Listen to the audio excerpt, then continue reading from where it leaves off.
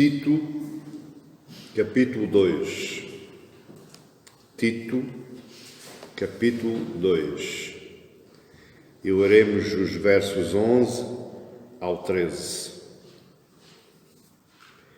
Continuando o nosso tema sobre a glória de Cristo, eu hoje queria pensar convosco, ver e desfrutar a glória de Cristo na divindade, na sua divindade, na divindade de Cristo.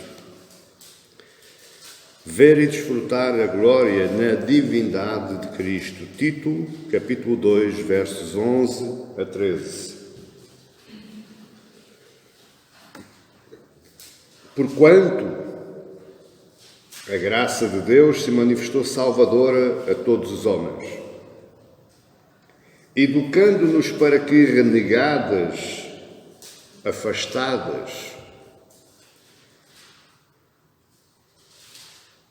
a impiedade e as paixões mundanas, vivamos no presente século, sensata, justa e piedosamente, aguardando a bendita esperança e a manifestação da glória do nosso grande Deus e Salvador, Cristo Jesus. Olha o 13.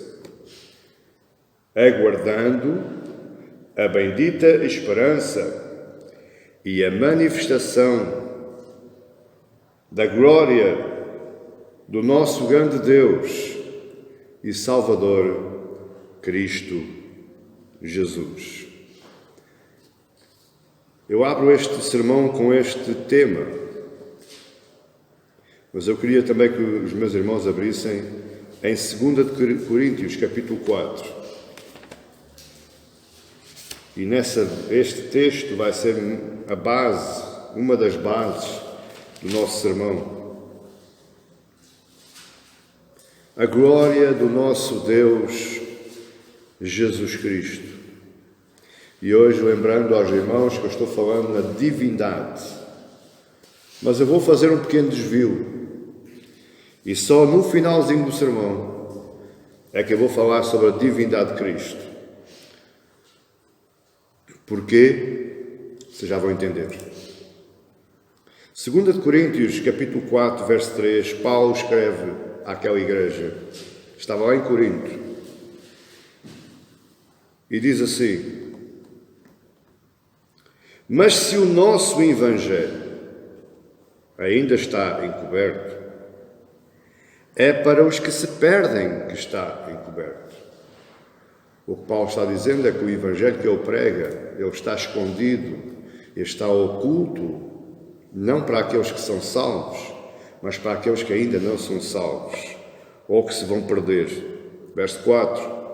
Nos quais o Deus deste século, nós sabemos quem é o Deus deste século, as ações demoníacas de Satanás, cegou o entendimento dos incrédulos, para que não lhes resplandeça a luz do Evangelho da glória de Cristo, o qual é a imagem de Deus. Eu queria que você prestasse bem atenção àquilo que está lendo, porque o nosso sermão vai ser falado sobre isto.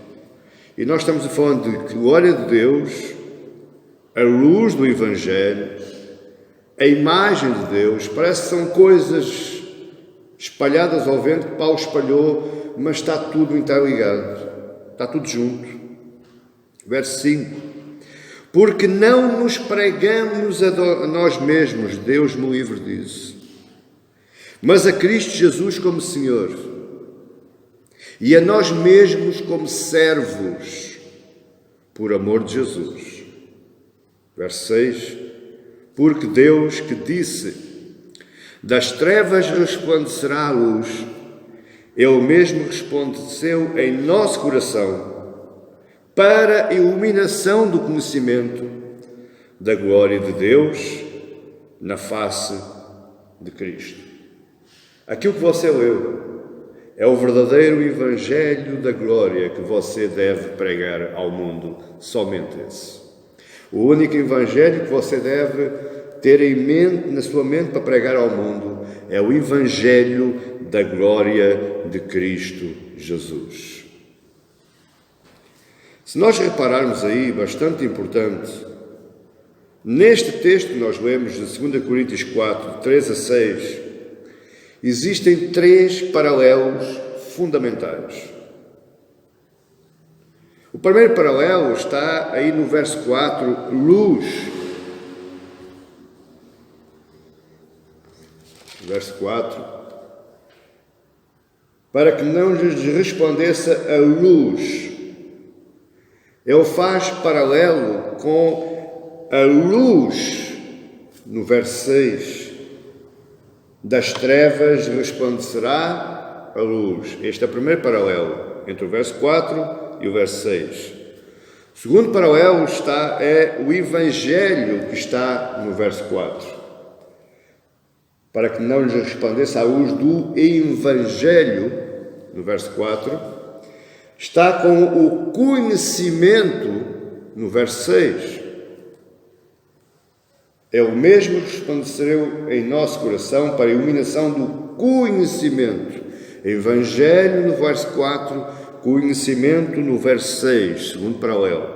Terceiro paralelo está no verso 4, que é a glória de Cristo, o Evangelho da glória de Cristo, e ela faz paralelo com a glória de Deus, no verso 6.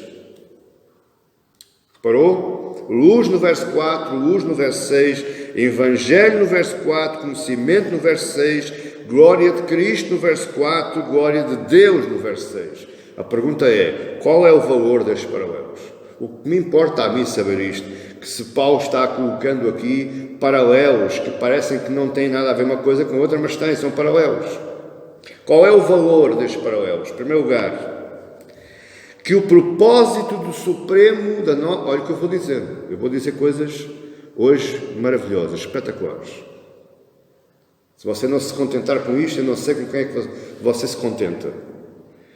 O valor que há nestes paralelos, nestes 3 paralelos, é que o propósito supremo da nossa salvação é a contemplação. Nós fomos salvos para contemplar o quê? O desfrute da glória de Cristo. Nós fomos salvos para contemplarmos, para vermos, para desfrutarmos a glória de Cristo.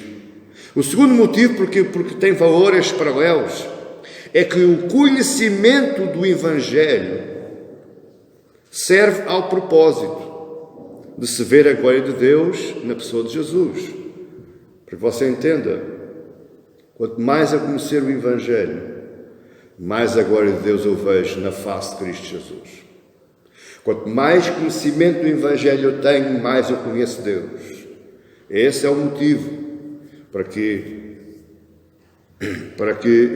eu dê valor a estes paralelos. A glória de Cristo, meus amados, é o destino de tudo e de todos.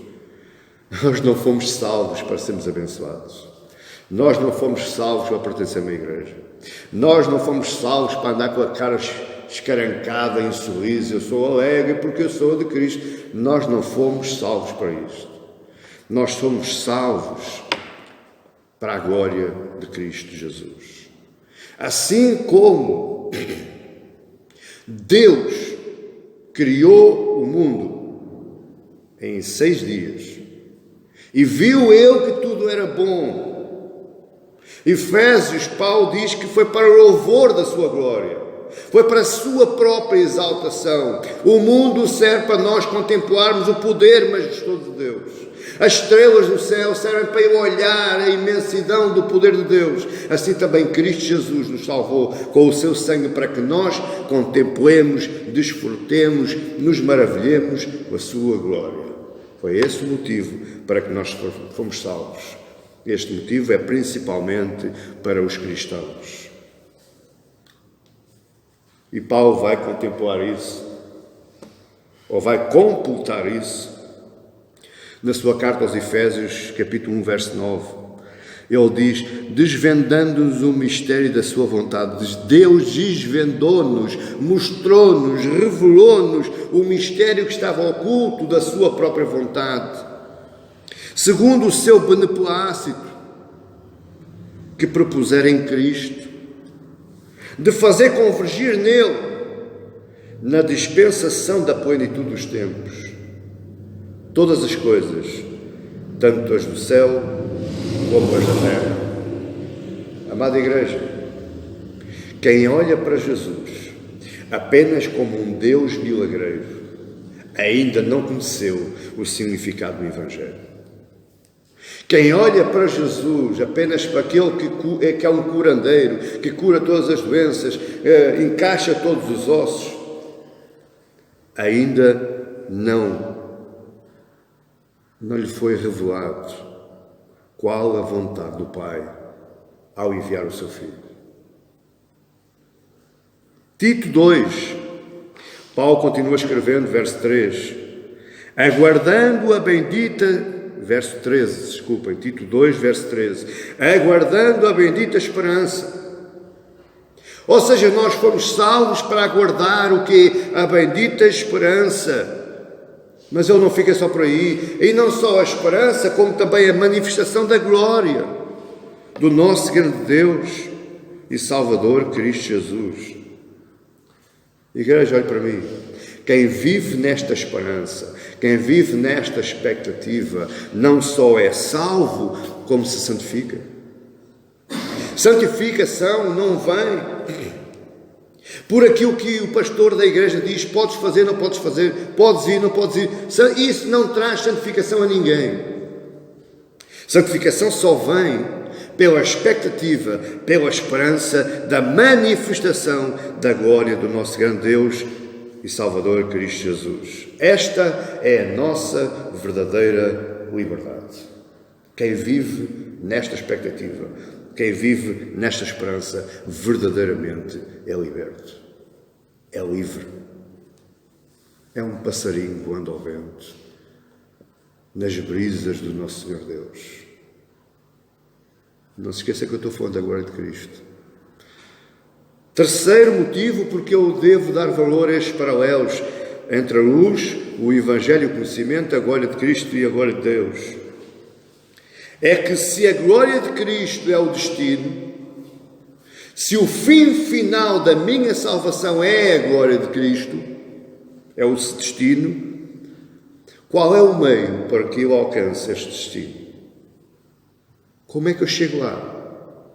Qual é o caminho que eu tenho que percorrer para eu ver e desfrutar a glória do meu Deus, Cristo Jesus?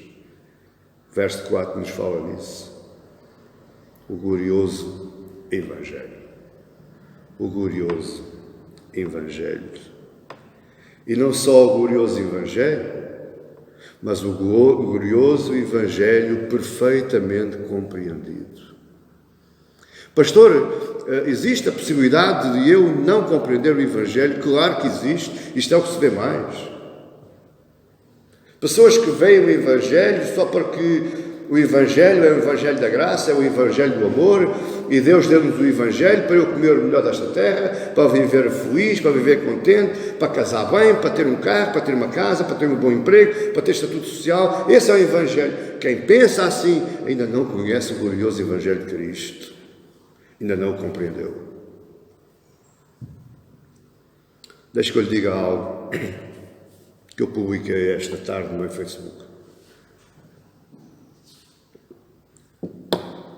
E quando eu escrevi isto, nos comentários que vieram a seguir, eu compreendi que realmente eu escrevi uma coisa que é verdade.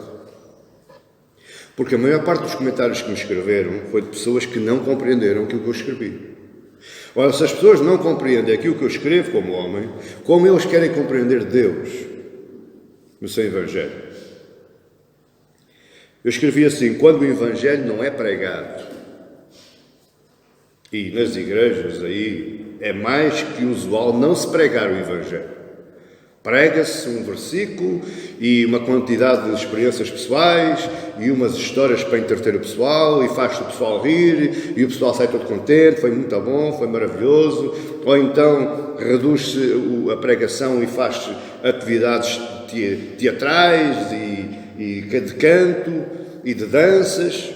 Portanto, quando o Evangelho não é pregado, ou quando ele é pregado mas não é compreendido, Não existe contemplação da glória de Cristo por parte dos que são e muito menos dos que não são cristãos.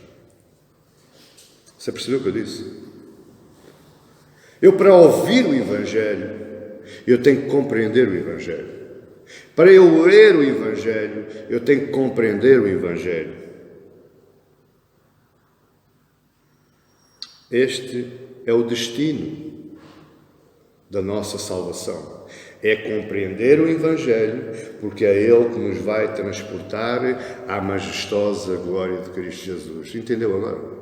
Se você não conhece o Evangelho, se você não compreende o Evangelho, você nunca vai contemplar a glória de Cristo. Pastor, mas eu vejo as flores, mas eu vejo os animaizinhos, as ararazinhas cheias de cores. Isso é a glória de Deus na sua criação. Isso é a vontade, o amor com que Ele pôs tudo na criação. A glória de Cristo está no Evangelho, a seguir à criação. Entenda agora, igreja. Evangelho da graça, Evangelho da graça está bem, esse termo. Mas porquê é o Evangelho da graça? Porque é a graça de Deus, Ele nos mostrar aquilo, os mistérios, como diz lá Efésios 1:9, o mistério da sua vontade. O mistério da vontade de Deus em Cristo Jesus está no Evangelho e não está em mais lado nenhum. Nem nas estrelas. Porque a Bíblia diz: passará os céus e a terra, mas a minha palavra não passará. Tudo aquilo que você vê que é bonito, as florzinhas, os animaizinhos, as estrelazinhas, tudo vai acabar. Mas a palavra de Deus, que é o Evangelho, é a vontade de Deus, nunca vai passar, virá permanecer para sempre. Isto é a glória de Cristo. Isto é a glória de Deus, porque é nessa glória que nós vamos viver. Vamos viver na vontade de Deus. Vamos viver na glória de Cristo, lá na eternidade. Ponto número 4. Qual é o valor destes paralelos?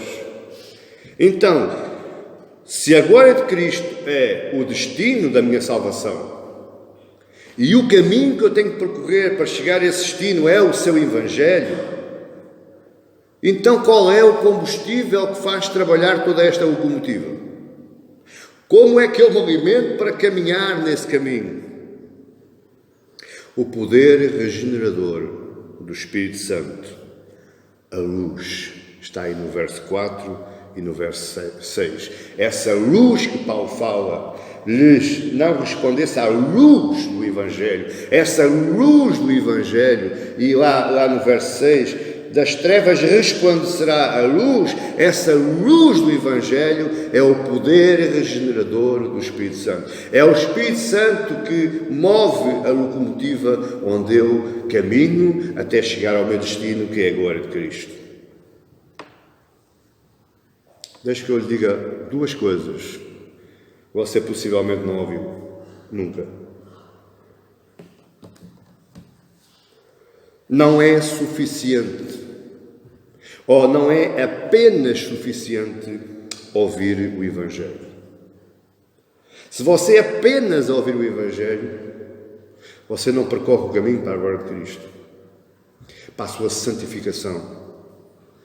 Mas também não é suficiente apenas o conhecimento do Evangelho. E aqui falo para os cristãos de igreja e para os cristãos de casa. Porque os cristãos da igreja, eles sentam-se nas cadeiras a ouvir o Evangelho. Os cristãos de casa, eles sentam-se no sofá a ler a Bíblia, a empanturrarem-se com a Bíblia e depois vêm escrever baboseiras, palermices, tolices. Porque, por um lado, não é suficiente ouvir só o Evangelho, por outro lado, não é suficiente só conhecer o Evangelho.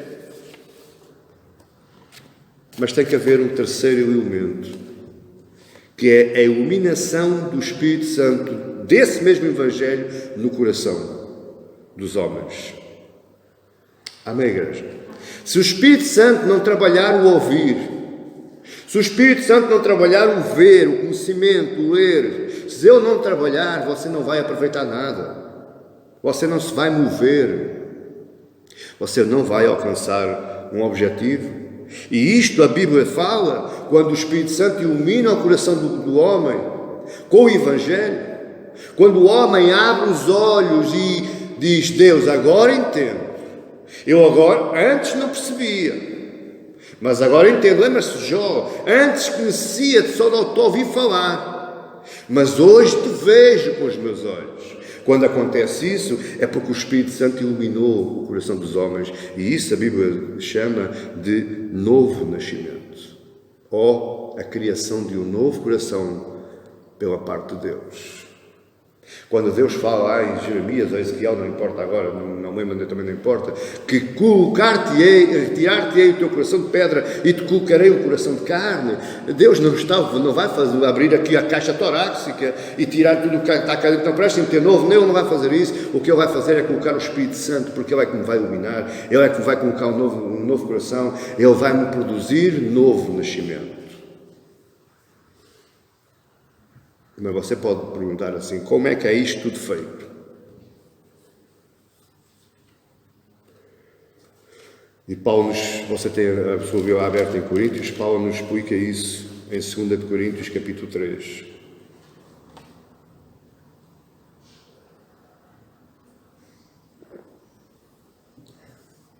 Para aqueles que me criticam por dar muita doutrina, então prepare-se hoje. Porque eu estou falando de doutrina cristã. Eu estou falando de duas doutrinas diferentes. Estou falando de cristologia e estou falando da doutrina da divindade de Cristo. Por isso é que eu estou falando da divindade de Cristo. A glória de Cristo na sua divindade. 2 Coríntios capítulo 3, Paulo diz assim: à pergunta de como é que isto tudo acontece ou como é que isto tudo é feito, Paulo explica. 2 Coríntios 3, verso 16. Quando, porém, leia devagar, eu vou ler devagar para você entender bem. Quando, porém, alguns deles se converte ao Senhor, o que é que acontece? O véu lhe é retirado. Ler a Bíblia, amada igreja, todo mundo lê. A Bíblia garante-lhe assim que até os ateus conhecem a Bíblia. Aliás, até o diabo conhece. O diabo prega com Bíblia. E nas igrejas evangélicas e tudo. Todo mundo conhece a Bíblia. Só que Paulo está dizendo aqui: quando, porém, algum deles se converte ao Senhor, o véu lhe é retirado.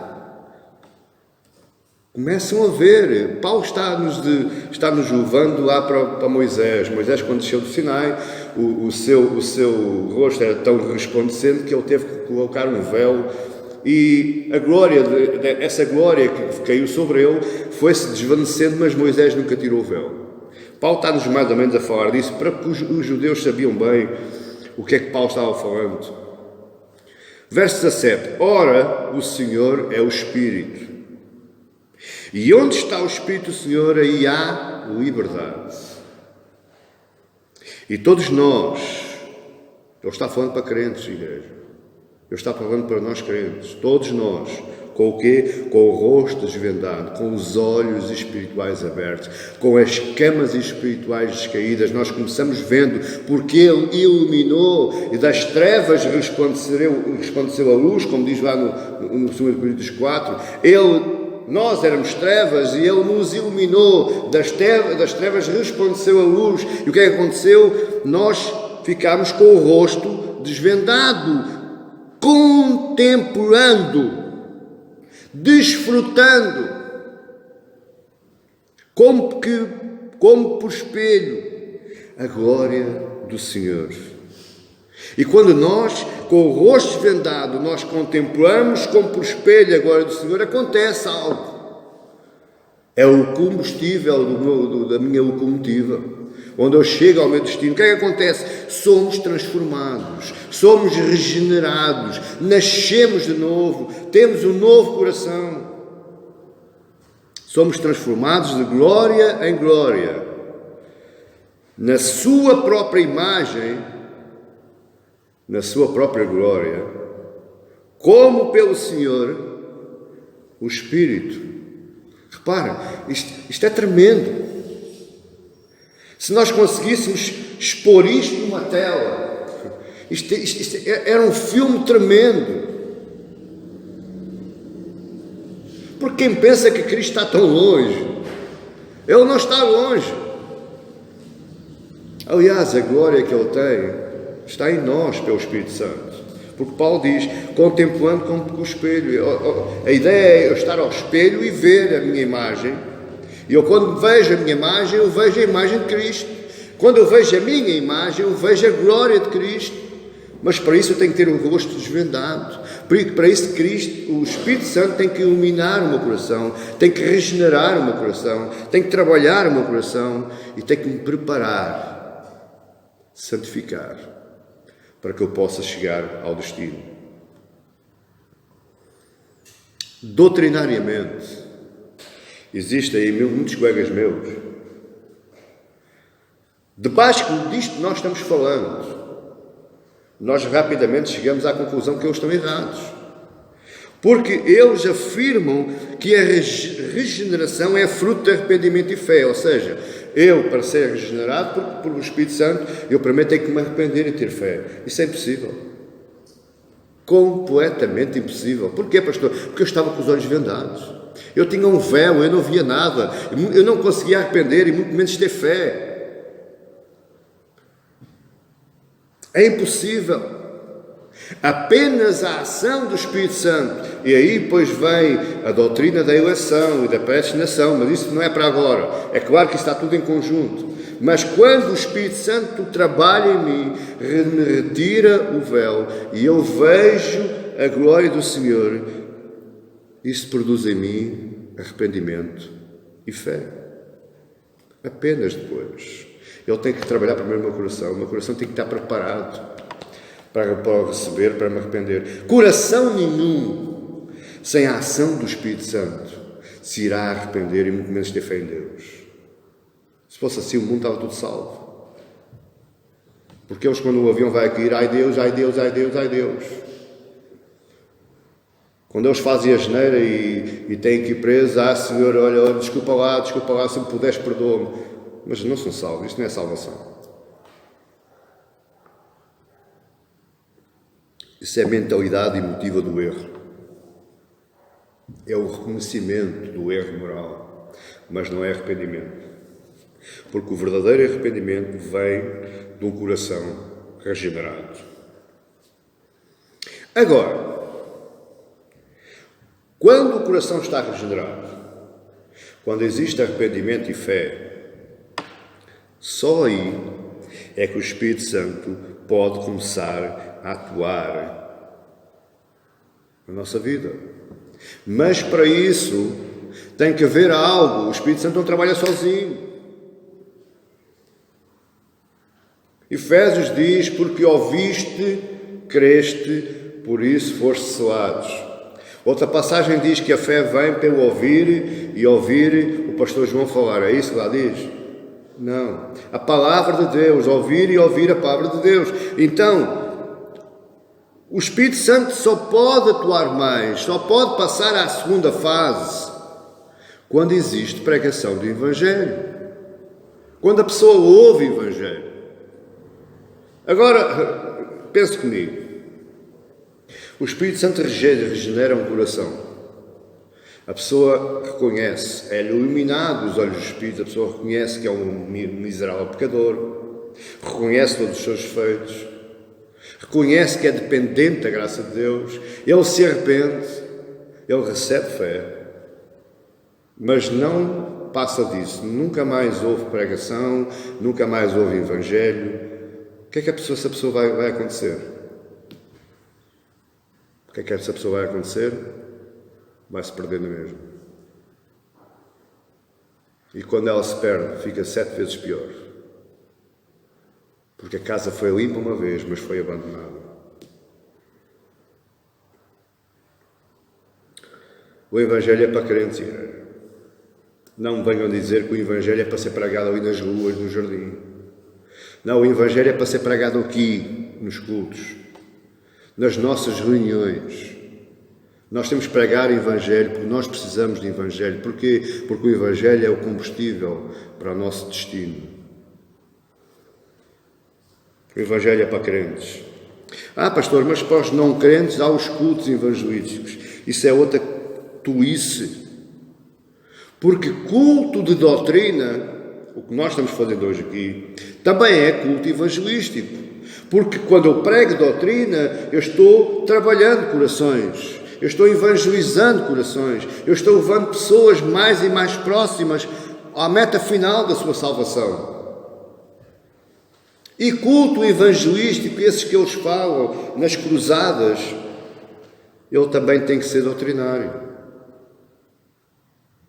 Salva-te, Cristo salva, salvou aquele, curou aquele, também pode. Isso não é nada. Isso não é nada. Isso não é nada. Culto evangelístico tem que ser doutrinário. Como? Pela Bíblia. Pela Bíblia. Veja como é que Jesus pregou para a mulher samaritana e para o Nicodemos. Ele estava a evangelizar com doutrina. Portanto, culto evangelístico tem que ser também doutrinário. Culto de doutrina também é culto evangelístico. Claro que eu já sei que vai haver muitos que não gostam e vão me mandar mensagens, mas eu não me importo. Porque ou eu prego o Evangelho, ou então vou para casa. Amém, igreja? Entendamos então. A glória de Cristo, ela se alicerça num facto indiscutível. A glória de Cristo não dá para ser discutida. Tem uma cláusula única, irrefutável, indiscutível. Deus se fez carne, Deus Pai se fez carne em Cristo Jesus. Não se conhece a Deus se não for pelo Filho. Não sei como é que há tanta gente que conhece a Deus por sonhos e por visões. Se não for por Jesus, ninguém conhece a Deus. Porque o próprio Jesus diz que ninguém jamais viu o Pai, senão o Filho que o revelou. Foi o Filho, homem, encarnado, que revela o Deus que estava encarnado no homem. Entende isto? Por isso é que ele diz: quem me vê a mim, vê o Pai.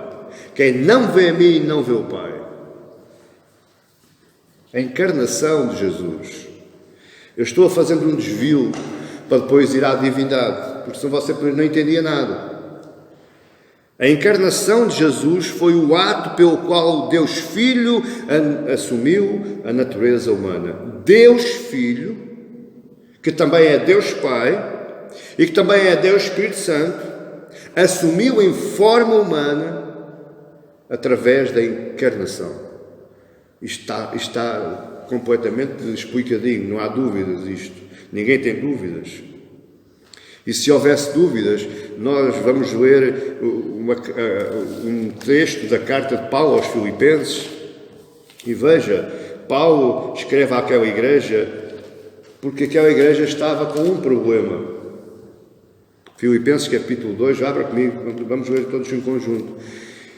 E qual era o problema? O problema era a falta de união entre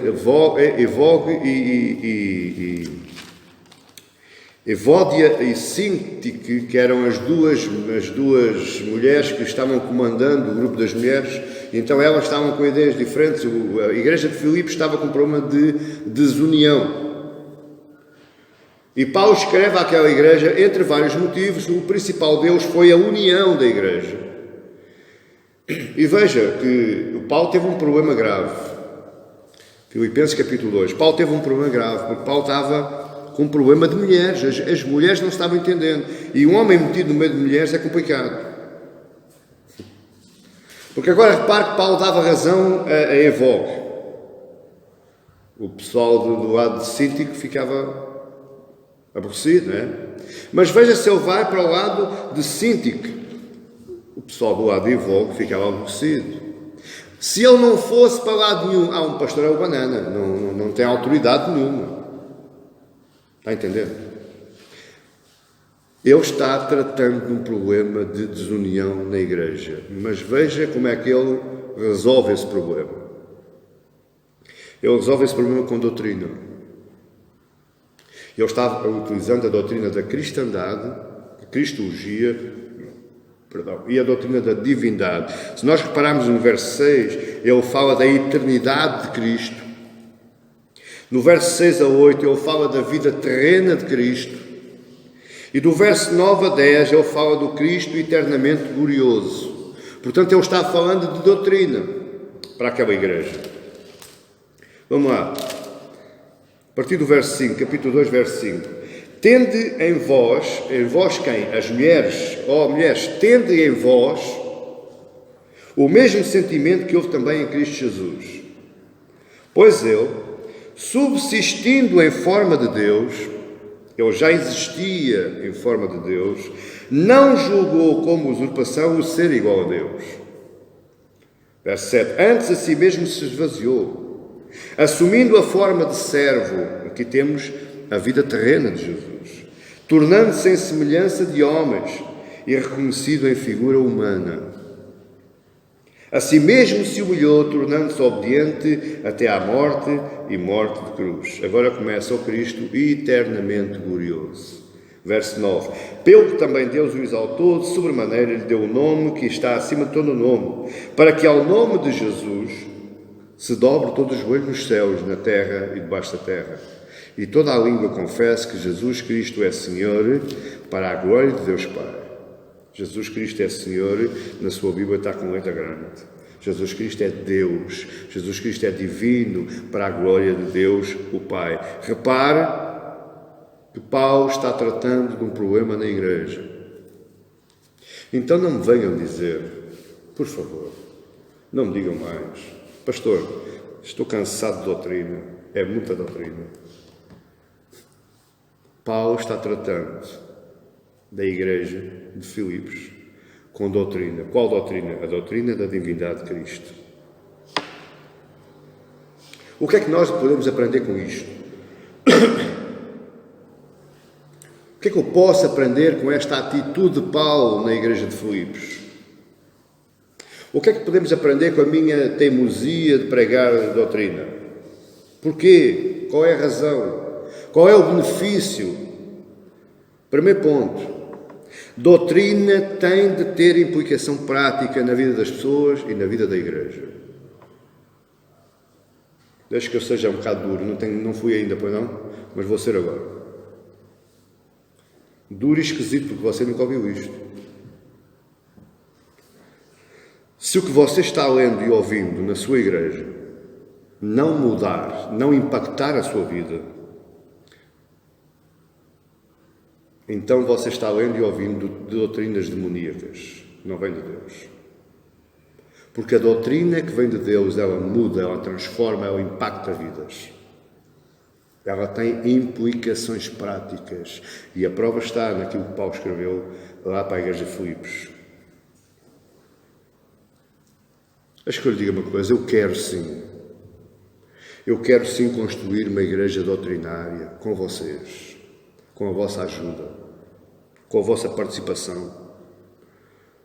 Mas esta igreja doutrinária, ela tem que ser serva. Ela tem que aprender a servir, porque a doutrina nos ensina a servir, porque o Paulo diz, no verso 7, a si mesmo se esvaziou, assumindo a forma de servo, então eu tenho que me tornar servo, doutrinariamente servo, humilde, amoroso,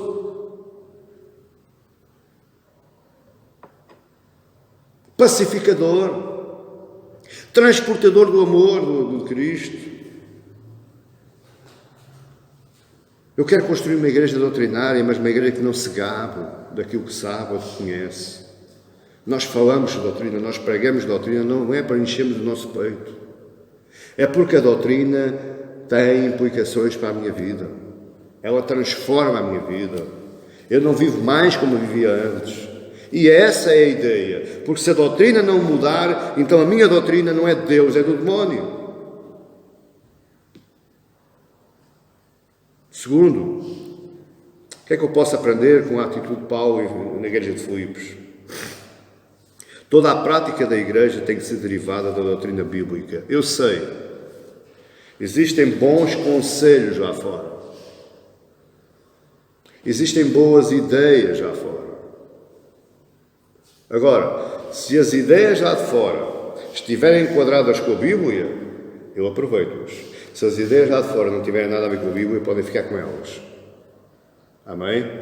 A prática da igreja, a vida da igreja, tem que ser derivada da doutrina bíblica. A disciplina tem que ser derivada da Bíblia.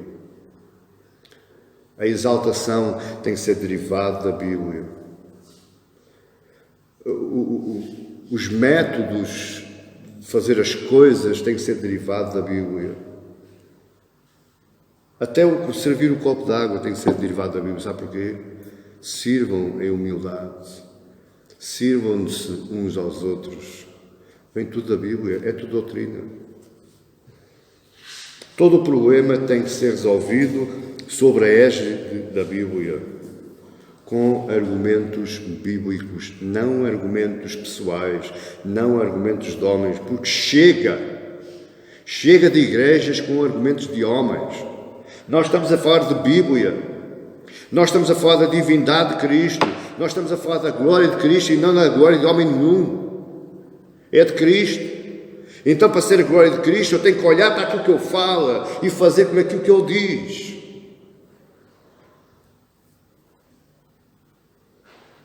Outro assunto. Existem dezenas de passagens bíblicas que atestam o caráter divino de Jesus.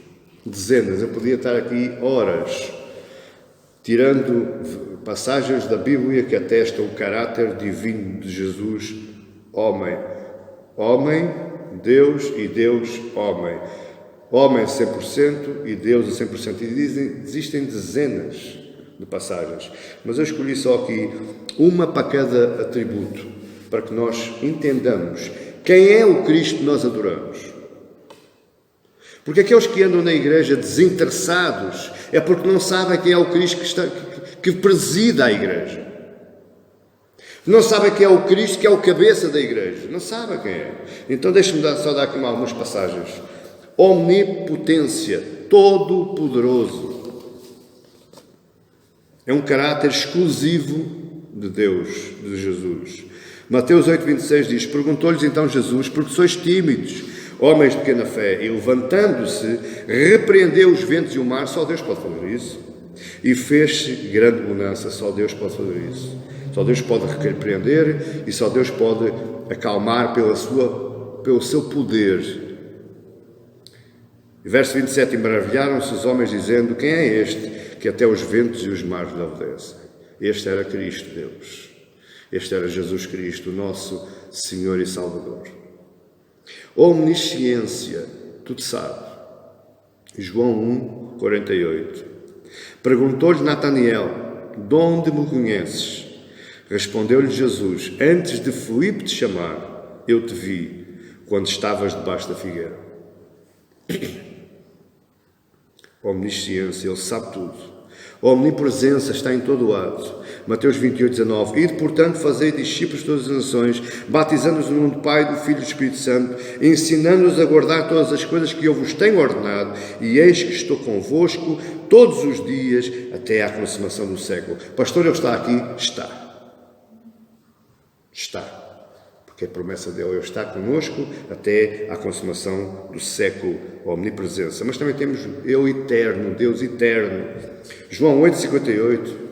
Respondeu-lhe Jesus: em verdade vos digo, antes que Abraão existisse, eu sou. O eterno, soberano. Mateus 11, 27. Tudo me foi entregue por meu Pai. Tudo me foi entregue por meu Pai. Ninguém conhece o Filho senão o Pai, ninguém conhece o Pai senão o Filho, e aquele a quem o Filho quiser revelar. Tudo me foi entregue por meu Pai. Ele é soberano sobre todas as coisas. E nós vemos aí no Filipenses, verso 9, pelo que também Deus o exaltou sobremaneira, Ele deu um nome que está acima de todo o nome. Eu sou, Ele é Deus, Ele é Yahvé. Imortal. João 2,19. Jesus lhes respondeu: destruí este santuário e em 3 dias o reconstruirei. Ele está falando de si mesmo e não do santuário de pedra. Ele é imortal. Agora, existe uma pergunta. E eu estou terminando. Se a doutrina tem de ter implicações práticas para a minha vida, ela tem que impactar a minha vida, ela tem que transformar a minha vida, ela tem que fazer a minha vida diferente. Então, quais são as implicações práticas de termos um Deus com todos estes atributos divinos? Omnisciente, omnipresente, omnipotente, imortal, eterno. Qual é a implicação prática? O que é que vai beneficiar a minha vida? O que é que vai transformar a minha vida? Um Deus com atributos divinos, todo-poderoso, sabe todas as coisas, que está connosco todos os dias da nossa vida. O que é que isso transforma a minha vida? Fé e esperança neste Cristo, com todos estes atributos, nos salva de todo o pecado. Fé e esperança neste Cristo que acalma os corações no meio das tempestades. Fé e esperança neste Cristo que nos deixa em estado de alerta, porque Ele sabe todas as coisas. Fé e esperança neste Cristo nos consola e encoraja pela sua presença. Isto é as implicações que eu tenho. Eu sei que Ele me salva de todo o pecado. Eu sei que Ele acalma o meu coração no meio das minhas tempestades. Eu sei que Ele me coloca em alerta porque eu adoro um Deus que sabe todas as coisas. A Ele nada está encoberto. E eu sou consolado e encorajado pela sua presença, porque Ele está comigo todos os dias da minha vida até à consumação do século. Isto é o que Ele me tem que transformar.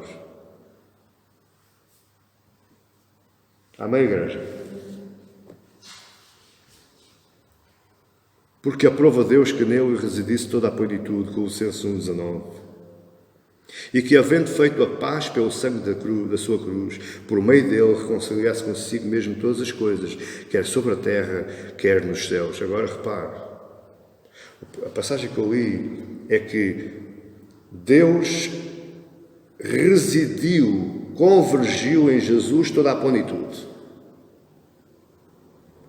E por Ele, por Jesus, fez a paz, pelo seu sangue, Ele fez a paz com o mundo e com todas as coisas, quer sobre a terra, quer nos céus. Porque eu tenho fé e esperança em Cristo que me salva, tenho fé e esperança em Cristo que acalma o meu coração, tenho fé e esperança em Cristo que me deixa em estado de alerta, tenho fé e esperança em Cristo que me consola. Então, a única maneira que eu tenho que viver com Deus é olhar para o Filho. Essa é a esperança. Você não está a perceber, pois não? Então eu digo melhor. Em Cristo, porque eu sou dele e porque eu o reconheço como meu Senhor e Salvador, porque Ele é Deus, Filho, e já existia antes de Abraão, e estava no princípio com Deus, e por Ele foram feitas todas as coisas, e se não fosse por Ele nada não era feito, porque eu reconheço esse Deus como meu Senhor e Salvador, então eu sou chamado a uma responsabilidade social na minha vida e na vida da minha igreja. Eu tenho que ser diferente.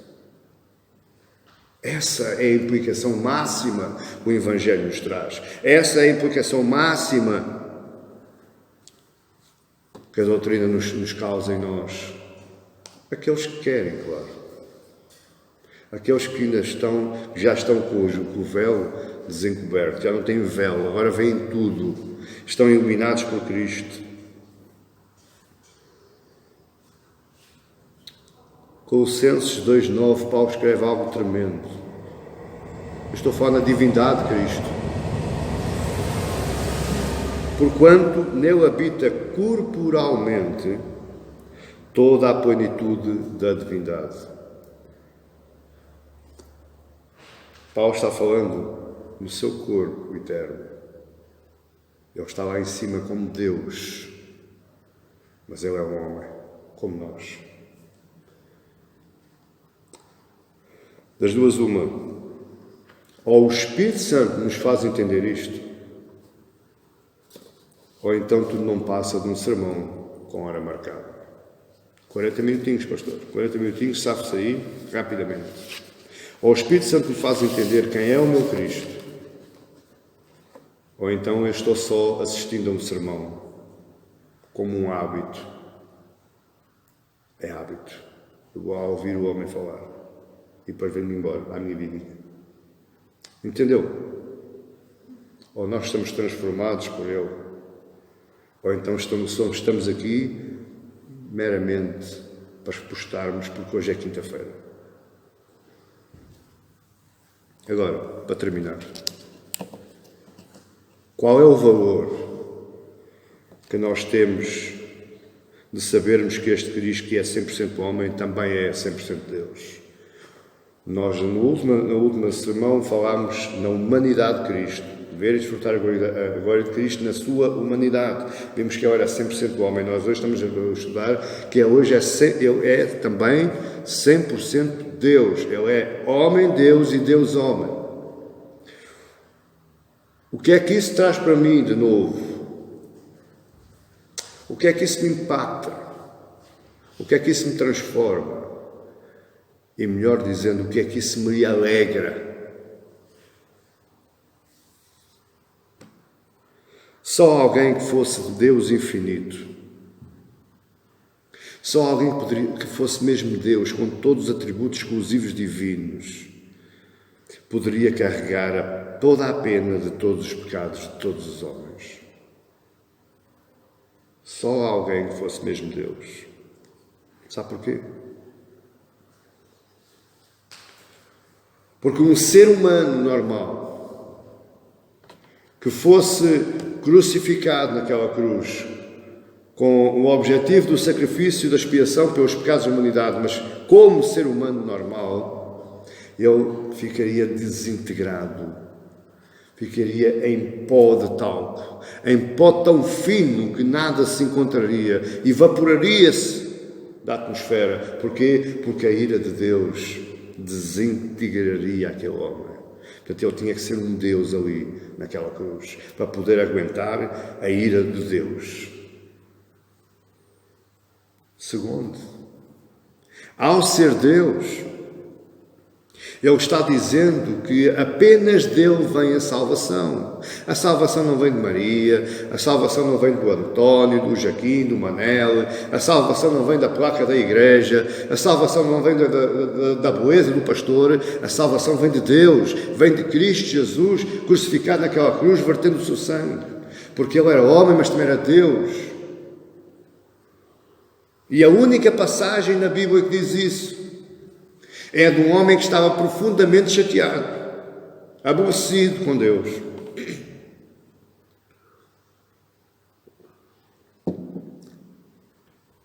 Jonas 2,9. Mas com a voz do agradecimento eu te oferecerei sacrifício. O que votei pagarei, ao Senhor pertence a salvação. A mais ninguém. Nem aos sermões mais elaborados, nem aos conjuntos de orquestra sinfónica de 400 elementos. Aqueles que, quando as meninas e os meninos começam cantando, eu começo-me arrepiando os cabelinhos todos. Isso não me traz salvação. Salvação vem do Senhor. Salvação vem daquele Deus que se ofereceu em sacrifício pelos pecados da humanidade. Terceiro, só alguém verdadeiramente homem e verdadeiramente Deus poderia ser o verdadeiro mediador entre Deus e os homens. Só sendo Deus e sendo homem é que pode ser mediador entre Deus e os homens. Tanto para a salvação dos homens, porque ele agora diz ao Pai: Pai, aquele é meu. Eu paguei o meu sangue. Ele está sentado à direita de Deus. Ele está lá como homem e como Deus. E como homem, ele é o nosso advogado. Como homem, ele é o nosso mediador, tanto para a salvação quanto para a revelação de Deus. É Ele que envia o seu Espírito Santo para iluminar o seu e o meu coração, para que nós entendamos todas as Escrituras. Entenda agora, só um Deus, homem, e um homem, Deus. Para que não haja dúvidas, eu queria terminar com um verso que está na segunda carta de João, no seu capítulo único, e o verso 9, 2 João 9, para que você compreenda a importância desta doutrina, a importância de ouvir doutrina, a importância de estudarmos a glória de Cristo na sua divindade. E, se Deus permitir, ainda vamos falar mais alguns pontos sobre a glória de Cristo, porque ainda não terminou. Mas qual é a importância disto?